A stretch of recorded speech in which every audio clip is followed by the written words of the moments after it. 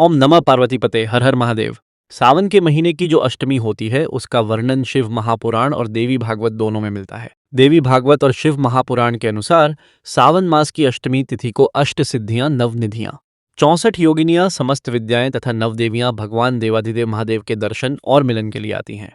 भगवान देवाधिदेव महादेव उस समय 11 रुद्रों के रूप में, द्वादश ज्योतिर्लिंगों के रूप में तथा अपने सहस्र नामों के स्वरूप में उनका स्वागत करते हैं। यह समय प्रदोष काल का होता है, अर्थात संध्या का पावन समय। जब भी सावन मास की अष्टमी तिथि आए, चाहे वह शुक्ल पक्ष की हो या कृष्ण पक्ष काल में भगवान शिव के मंदिर अवश्य जाएं। वहां 2 दीपक जलाएं, एक लंबी बत्ती वाला और एक गोल बत्ती वाला। जिसे अच्छी नौकरी चाहिए, किसी बीमारी से मुक्ति चाहिए हो या जीवन की कोई भी समस्या हो, वह अपनी मनोकामना लेकर भगवान शिव के सम्मुख जाए।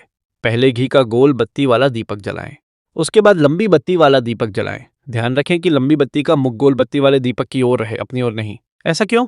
क्योंकि भगवान भोलेनाथ ज्योतिर्लिंग स्वरूप हैं और माता दुर्गा ज्योति स्वरूपा हैं। जब अष्टमी के दिन प्रदोष काल में हम पहले गोल बत्ती का दीपक जलाकर उसके सामने लंबी बत्ती वाले दीपक का मुख रखते हैं, तब 64 योगिनियां, अष्ट सिद्धियां, नवनिधियां, नवदेवियां और समस्त विद्याएं उस दिव्य ज्योति में उपस्थित बैठकर अपनी मनोकामना भगवान भोलेनाथ से कहें।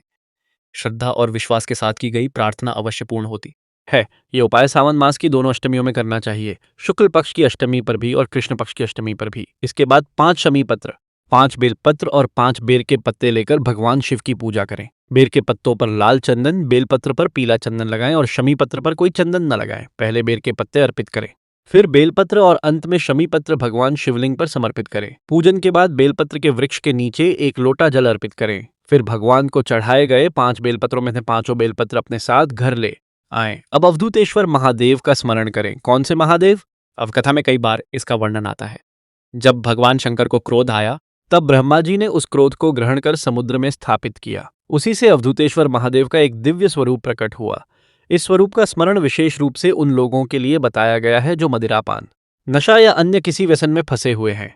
से लोगों को केवल डांटने या समझाने से वे और अधिक क्रोधित हो जाते हैं। इसलिए क्रोध से नहीं, बल्कि भगवान शिव की शरण लेकर उन्हें सुधारने का प्रयास करना चाहिए। श्रावण मास की अष्टमी के दिन भगवान शिव को अर्पित किए गए 5 बेलपत्र अपने घर ले आएं। जब समय अनुकूल हो, तब उन बेलपत्रों को किसी ऐसे व्यक्ति को प्रसाद के रूप में दें जो मदिरापान या किसी अन्य व्यसन से पीड़ित हो। यदि वह पूरा बेलपत्र ग्रहण न कर सके तो उसका थोड़ा थोड़ा भाग प्रतिदिन 21 दिनों तक श्रद्धा से दें। शिव कि भगवान अवधूतेश्वर महादेव की कृपा से धीरे धीरे उसका व्यसन कम होने लगता है और वह भगवान शिव की शरण में आने लगता है। आज संसार में बहुत से लोग यह कहते हैं कि भगवान शंकर, लेकिन यह बात ठीक प्रकार से समझनी चाहिए। भगवान शंकर के श्रृंगार में भांग का स्थान अवश्य है, परंतु वह औषधि के रूप में है, न कि नशे के रूप में। यदि कोई यह कहे कि भगवान शिव नशा करते हैं, तो उसे प्रेमपूर्वक समझाइए कि मेरे भोलेनाथ किसी नशे के अधीन नहीं हैं। वे स्वयं समस्त संसार को व्यसनों से मुक्त करने वाले हैं। एक और बात सदैव याद रखिए, जब जीवन में कोई कार्य बार बार प्रयास करने पर भी सफल न हो, बहुत मेहनत करने के बाद भी परिणाम न मिले और मन थक जाए, तब घर से निकलते समय केवल एक भाव लेकर निकले। अपने मुख से कहें, आज मैं इस कार्य के लिए जा रहा हूं और मेरे साथ मेरे महादेव भी जा रहे हैं। बस इतना विश्वास रखकर निकल जाइए। परिणाम आने में 15 दिन लगे, 20 दिन लगे, 25 दिन लगे या 1 महीना लगे, लेकिन भगवान महादेव की कृपा से वह कार्य आपके पक्ष में अवश्य होगा। यदि दिन भर में किसी की निंदा हो जाए, किसी की बुराई सुन ली हो, किसी को कटु वचन कह दिए हों, किसी को ताना मार दिया हो या किसी को अपशब्द कह दिया हो, तो कम से कम 3 बार भगवान का स्मरण अवश्य करें। यदि संभव हो तो कहें, हर हर गंगे नर्मदे हर, और यदि यह भी संभव न हो तो 3 बार श्रद्धा से कहें, हर हर महादेव। ऐसा करने से मन और मस्तिष्क पर चढ़े पापों का प्रभाव धीरे धीरे क्षीण होने लगता है। यदि जीवन में कभी ऐसी स्थिति आ जाए कि 2 निर्णय सामने खड़े हों, समझ में न आए कि कौन सा मार्ग चुने, किस दिशा में जाएं, तब भगवान भोलेनाथ का स्मरण करें। जैसे किसी के मन में विचार आए कि इस लड़के से विवाह करें या उस लड़के से, इस लड़की से विवाह करें या दूसरी से, किराने की दुकान खोलें या जनरल स्टोर, इस स्थान पर नौकरी करें या दूसरे स्थान पर। जब जीवन में 2 नाव सामने खड़ी हों और एक ही नाव पर सवार होना हो, तब एक बेलपत्र लेकर भगवान भोलेनाथ का स्मरण करें। उस बेलपत्र को श्रद्धापूर्वक बेलपत्र के वृक्ष के नीचे अर्पित करें और फिर अपना निर्णय लें। शिव कृपा से वह निर्णय सफल होता है, निष्फल नहीं होता। एक बेलपत्र का बल कितना प्रबल है, इसका वर्णन स्कंद पुराण में भी मिलता है।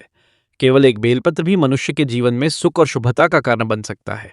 कोई व्यक्ति कितना भी दरिद्र क्यों न हो, चाहे उसका व्यापार कभी न चला हो, चाहे उसने अनेक बार काम बदल कर देख लिया हो, चाहे जिस कार्य के लिए जाए वह कार्य बार बार टल जाता हो, चाहे पुत्र या पुत्री के विवाह में बार बार बाधाएं आती हों, यदि वह व्यक्ति केवल एक नियम बना ले कि प्रदोष काल में भगवान शिव के मंदिर जाकर दीपक जलाए और बेलपत्र के वृक्ष के नीचे जाकर श्रद्धापूर्वक प्रणाम करे, तो लगातार 3 महीने तक ऐसा करने से उसके जीवन की बाधाएं धीरे धीरे समाप्त होने लगती हैं। भगवान भोलेनाथ की कृपा से उसके जीवन में सुख, शांति और उन्नति का मार्ग खुलने लगता है। अब एक और महत्वपूर्ण बात, यदि किसी व्यक्ति को चर्म रोग हो जाए, त्वचा पर सफेद या काले धब्बे बनने लगें अथवा सोराइसिस जैसी समस्या हो, तो शास्त्रों में बेलपत्र के वृक्ष की मिट्टी का विशेष महत्व बताया गया है। बेलपत्र के वृक्ष के नीचे की पवित्र मिट्टी लेकर उसे जल में गूंथें और उसी मिट्टी से पार्थिव शिवलिंग का निर्माण करें। फिर उसी बेलपत्र के वृक्ष के नीचे भगवान शिव के उस पार्थिव लिंग का विधिपूर्वक पूजन करें और पूजन के बाद उसका विसर्जन कर दें। जिस पात्र में मिट्टी को गूंथा गया हो उस जल से स्नान करें।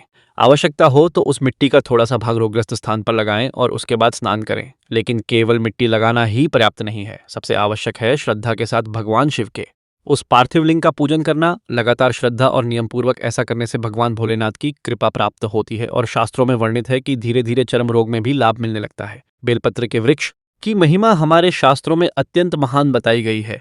अब एक ऐसे पुष्प की महिमा सुनिए जो भगवान देवाधिदेव महादेव को अत्यंत प्रिय है, जिसे शंखपुष्पी अथवा अपराजिता के नाम से जाना जाता है। यदि कोई आपसे पूछे कि भगवान शिव को यह नीला पुष्प इतना प्रिय क्यों है, तो उसका उत्तर शिव महापुराण में वर्णित संवाद में मिलता है। भगवान शंकर ने माता पार्वती से कहा, जब समुद्र मंथन के समय मैंने हलाहल विष का पान किया, तब उस विष की तीव्रतपन मेरे कंठ में स्थित रही। उसी समय जगतजननी आदिशक्ति ने अपनी दशमहाविद्याओं में से एक स्वरूप का स्मरण किया।